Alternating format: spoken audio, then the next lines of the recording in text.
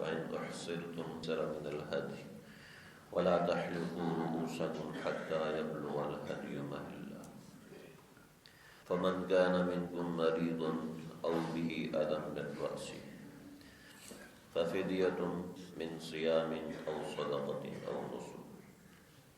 البقرہ کی آیت نمبر 196 ہے۔ حج اور عمرے کا بیان ہے۔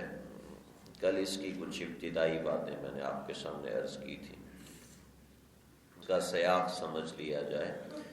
سن 6 ہجری میں جب آپ صلی اللہ علیہ وسلم نے خواب دیکھا اور خواب کے بعد آپ صلی اللہ علیہ وسلم عمرہ کے ارادے سے مکہ کا قصد فرمایا، تو راستے میں آپ صلی اللہ علیہ وسلم کو روک لیا گیا، مشہور واقعہ ہے۔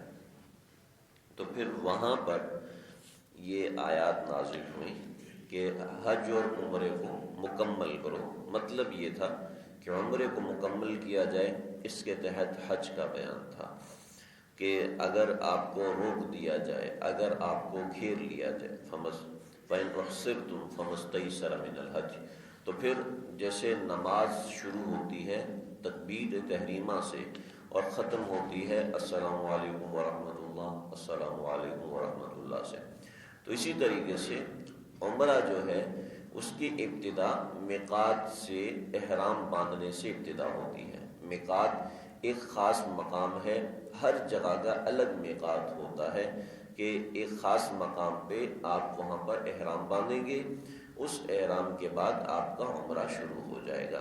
یہ عمرے کا طریقہ کار ہوتا ہے کہ ابتدا ایسے ہوتی ہے جیسے نماز کی ابتدا تکبیر تحریمہ سے ہوتی ہے، روزے کی ابتدا سحری کے وقت سے ہوتی ہے، ایسے ہی عمرے کی ابتدا میقات سے، احرام باندھنے سے ہوتی ہے۔ تو جب وہاں سے احرام باندھ لیا تو اب ابتدا ہو گئی عمرے کی۔ تو اگر اس کے بعد کسی نے روک لیا تو پھر اس صورت میں عمرہ کیسے مکمل کرنا ہے؟ تو عمرہ مکمل کرنے کا طریقہ یہ ہے کہ جانور ذبح کیا جائے اور اس کے بعد جو ہے وہ سر صاف کرا دیا جائے۔ یہ یہاں اس صورت میں عمرہ مکمل کرنے کا یہ طریقہ ہے۔ عام صورت تو یہ ہے کہ عمرہ کیا، طواف کیا، طواف کرنے کے بعد سعی کی اور سعی کرنے کے بعد سر کے بال صاف کرا دیے، تو یہ عمرہ مکمل ہو جاتا ہے۔ لیکن کسی نے روک دیا تو اب طریقہ کار مختلف ہو جائے گا کہ کسی نے آپ کو روکا ہے، آپ اپنا جانور بھیج دیں، وہ کیا اس کے اوپر مخصوص نشان لگا دیا جاتا ہے کہ یہ ہدی کا جانور ہے، لہٰذا اس کو کوئی بھی نہ چھیڑے، تو وہ جانور جاتا ہے حدود حرم میں پہنچ کے، پھر اس جانور کو ذبح کیا جائے۔ اس جانور کو جس وقت میں ذبح کیا جائے اس وقت آپ اپنے بال صاف کروا دیں، یا پھر جو ہے بال کٹوا دیں، تو ان دونوں صورتوں میں جو ہے عمرہ جو ہے مکمل ہو جائے گا۔ اب یہاں تک یہ بات میں نے آپ کے سامنے کل عرض کر دی تھی۔ فَمَنْ كَانَ مِنْكُمْ مَرِيضًا أَوْ بِهِ أَذًى مِّن رَّأْسِهِ، آپ صلی اللہ علیہ وسلم نے ایسا ہی فرمایا، لیکن جانور تو چونکہ ایسا نہیں ہے کہ فوراً ہی پہنچ گیا حرم میں، تو اس میں کافی وقت تھا، کافی دن لگے، تو بہت سے صحابہ تھے، ان کے سروں سے جوئیں ایسے ٹپک رہی تھی جیسے پانی ٹپک رہا ہوتا ہے، کیونکہ بال بڑے بڑے تھے اور تیل کنگے کا اتنا وہ پیسے نہیں ہوتے تھے، پھر سفر کے اندر، اور عرب کا ریگستان تو خشکی اور صفائی بالکل بھی نہیں، یہاں پر اگر 1-1.5 مہینہ تیل نہ لگائیں تب بھی چل جاتا ہے، لیکن وہاں پر خشک، بالکل پانی کا نام و نشان نہیں، نہ درخت ہے، تو ہوا میں نمی بالکل بھی نہیں، پہاڑوں میں بھی کوئی درخت وغیرہ نہیں ہے، تو کوئی نمی نہیں، تو خشکی بہت زیادہ، تو پھر صحابہ بڑے پریشان تھے کہ سر میں بہت زیادہ جیسے خارش ہونا، اور اس طریقے سے یہ تو ایسا معاملہ ہے بیماری کا، تو کسی کے ساتھ ایسا مسئلہ ہو اور یا پھر سر میں کوئی تکلیف ہو کہ جس میں سر صاف کرانا ضروری ہوتا ہے، تو اللہ تعالیٰ نے پھر اجازت دے دی ہے کہ فَمَنْ كَانَ مِنْكُمْ مَرِيضًا، اگر تم میں کوئی مریض ہے، او بِهِ عَذًى، یا سر میں کوئی تکلیف ہے جیسے جوئیں ہیں یا پھر خشکی ہے، یہ تکلیف ہے، یا پھر سر کا کوئی مرض ہے جس کی وجہ سے بال کٹوانا ضروری ہے، عظم من رأسی، سر میں کوئی تکلیف ہے، ایسا نہیں کہ جسم میں کوئی تکلیف ہے چلو بال کٹوا لو، نہیں ایسا نہیں ہے، فدیہ، تو پھر اس کا فدیہ ہے۔ تو فدیہ کیا ہے؟ فدیہ 3 چیزیں ہیں، سیام، یا تو روزہ رکھے، 3 روزے رکھے، اور صدقہ دین یا صدقہ دے یعنی 6 مسکینوں کو کھانا کھلائے، اور نسک یا پھر قربانی کرے، یعنی کہ اپنے یہیں پر قربانی کر لیں، اپنے سامنے قربانی کر لیں۔ اس میں بھی آسانی اجازت ہے کہ جو جانور بکری ہے، گائے ہے، اونٹ ہے، یا جو بھی قربانی کے قابل جانور ہے، اس جانور کو اپنے پاس ذبح کر لے تو یہ ادائیگی ہو جائے گی۔ تو یہ مسئلہ تھا اس وقت، اور آج بھی یہی مسئلہ ہے۔ اگر کوئی میقات کو پار کر جاتا ہے، میقات سے احرام باندھ لیا، لیکن کوئی بیماری ہوگی کہ عمرہ نہیں کر سکا، یا کوئی ایسا مسئلہ ہو گیا کہ جس کی وجہ سے وہ آگے جا نہیں سکا، راستے سے واپس آ گیا، فلائٹ واپس آ گئی، ایسا بہت کم ہوتا ہے، 100 میں کوئی 1-2 ہو جاتا ہے، ورنہ وہ بھی نہیں ہوتا۔ آج کل ایسے معاملات بہت ہی کم ہوتے ہیں۔ ہاں البتہ کسی کو جان لیوا بیماری پڑ گئی تو پھر اس کے لیے یہ معاملہ ہوتا ہے۔ تو بہرحال یہ عمرے کا بیان یہاں تک ہے۔ فَإِذَا أَمِنْتُمْ، آگے معاملہ دوسرا ہے حج کے حوالے سے، حج اور عمرہ دونوں کو ملانے کے حوالے سے۔ اس کے اندر بات کو سمجھنے کے لیے تھوڑی سی تفصیل ہے، وہ یہ ہے کہ عرب کے اندر یہ سمجھا جاتا تھا کہ ایام حج میں جو شوال سے شروع ہو جاتے ہیں، شوال، ذوالقعدہ، ذی الحجہ، ان کو ایام حج سمجھا جاتا تھا۔ تو ایام حج کے اندر آج کل تو چونکہ اس کا دور ہے، جہازوں کا دور ہے، تو آدمی 5 گھنٹے میں پہنچ جاتا ہے۔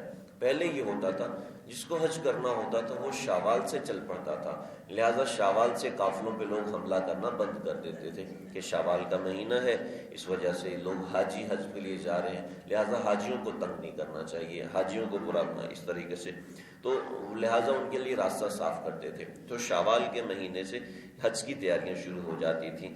تو پھر یہ ہے کہ وہاں پر یہ سمجھا جاتا تھا کہ جو شخص حج اور عمرہ ملا کے کرے گا وہ گنہگار ہوگا، اس کو برا بھلا سمجھا جاتا تھا اور اس کو جائز نہیں سمجھا جاتا تھا۔ تو اللہ نے اس کی اجازت دی، فمن تمتع بالعمرۃ الی الحج، کہ جو فائدہ حاصل کر سکتا ہے عمرے اور حج کا تو اس کو اس دونوں چیزوں کی اجازت ہے۔ ایک بات یہ ہے۔ دوسری بات یہ سمجھ لی جائے کہ حج کی 3 قسمیں ہیں، ان 3 قسموں کے ساتھ انشاءاللہ پھر کل میں اس آیت کے حوالے سے مزید کچھ باتیں عرض کروں گا۔ کہ پہلی قسم ہے افراد، حج کی پہلی قسم افراد۔ افراد کیا ہوتا ہے؟ افراد فرض سے نکلا ہے، اکیلا، فرد ہر آدمی اکیلا ہوتا ہے۔ تو افراد کا مطلب یہ ہے کہ آدمی جائے اور صرف حج کرے، عمرہ نہ کرے، یہ ہے حج افراد۔ اور حج قران یہ مشکل قسم کا حج ہے، وہ یہ ہے حج قران کہ آدمی یہاں سے احرام باندھے اور پھر احرام نہ اتارے بلکہ احرام ہی کی حالت میں رہے، اور پھر اسی احرام میں حج بھی کرے۔ بطور مثال 1 ذی الحجہ کو پاکستان سے چلا گیا، اب اس نے احرام باندھا ہو، اب اسی احرام میں رہے گا، یعنی کہ ناخن نہیں کاٹے گا، بال نہیں کاٹے گا، خوشبو نہیں لگائے گا، سر نہیں ڈھانپے گا، بھلے سے سویا ہوا ہے یا جاگ رہا ہے، کوئی مچھر بیٹھ کے اس کو مارا، مچھر کو نہیں مارے گا، اس قسم کے معاملات۔ تو یہ خوشبو والا صابن نہیں استعمال کرے گا وغیرہ وغیرہ۔ تو یہ یہاں سے 1 کو چلا گیا، وہاں پہ جا کے عمرہ کیا، اسی احرام میں رہا، اور اسی احرام کے ساتھ 8 تاریخ کو اس نے حج کی ابتدا کر دی۔ تو یہ 7 دن بھی احرام میں رہا، اس کو قران کہتے ہیں۔ یہ کافی مشکل ہوتا ہے، تو لہٰذا بہت کم لوگ قران کو کرتے ہیں، اور ہمارا اختیار ہوتا ہے، اس ضروری نہیں ہے کہ آپ قران ہی کریں۔ تو یہ قران ہے۔ اور تیسری چیز حج تمتع۔ حج تمتع یہ ہے کہ یہاں سے گئے، عمرہ کر لیا، عمرہ کر کے احرام کھول دیا، اس کے بعد حج کے دنوں میں حج کرنا شروع کر دیا۔ تو عرب میں یہ سمجھا جاتا تھا، عرب کے اندر یہ معاملہ تھا کہ وہ کہتے تھے ایام حج کے اندر کوئی شخص عمرہ نہ کرے۔ اللہ نے جواب دیا بھی عمرہ بھی کر سکتے ہیں، جو شخص عمرے اور حج سے فائدہ اٹھانا چاہے، بھلے سے قران کے ذریعے سے اٹھائے یا بھلے سے تمتع کے ذریعے سے اٹھائے۔ افراد اکیلا حج ہوتا ہے، اس کے ساتھ عمرہ نہیں ہوتا۔ قران اور تمتع میں حج اور عمرہ دونوں اکٹھے ہوتے ہیں۔ ہاں قران میں یہ ہے کہ احرام کھول نہیں سکتے، اور تمتع میں یہ ہے کہ احرام جو ہے وہ کھول دیتے ہوتے ہیں۔ تو دونوں میں ہمارے لیے آسانی ہے۔ پاکستان کے اور ساری دنیا کے لوگ عام طور پہ تمتع کرتے ہیں، قران بہت کم لوگ کرتے ہیں۔ ہاں ایسا آدمی ہے جو 8 ذی الحجہ کو جا رہا ہے اور خاص آدمی ہے، جیسے بڑے ہمارے اکابرین ان کے لیے خاص فلیٹ وغیرہ کا انتظام ہوتا ہے تو ان کے لیے کوئی مشکل نہیں ہوتی، وہ احرام باندھ کے یہاں سے جاتے ہیں، ڈائریکٹ عمرہ کیا، پھر عمرے کے بعد ڈائریکٹ ہی حج شروع ہو جاتا ہے، تو اس ایسے آدمی کے لیے آسانی ہے۔ تو ان آیات کے اندر مزید کچھ احکامات ہیں قران اور تمتع کے حوالے سے، اور حج کے اندر عمرے کو ملانے کے حوالے سے۔ کچھ لوگ ایسے بھی ہیں کہ جن کے لیے قران اور تمتع جو ہے وہ اس دور کے اندر وہ منع ہے، وہ افراد کریں، جیسے کہ میقات کے جو اندر لوگ رہتے ہیں، جو مکہ شریف کے پاس رہتے ہیں، اب ان کے لیے لازمی نہیں ہے کہ وہ یہاں سے جائیں پہلے میقات، اور میقات یلملم میں جائیں اور وہاں سے جا کے احرام باندھیں، احرام باندھ کے پھر دوبارہ آئیں، عمرہ کریں، اور عمرہ کرنے کے بعد پھر حج کریں۔ ان لوگوں کے ذمہ یہ ضروری نہیں ہے، ان کے ذمہ افراد ہے، وہ صرف حج کریں گے، وہ رہتے ہی حرم کے اندر ہے۔ انشاءاللہ باقی باتیں درس کروں گا، اللہ سمجھنے کے عمل کروں۔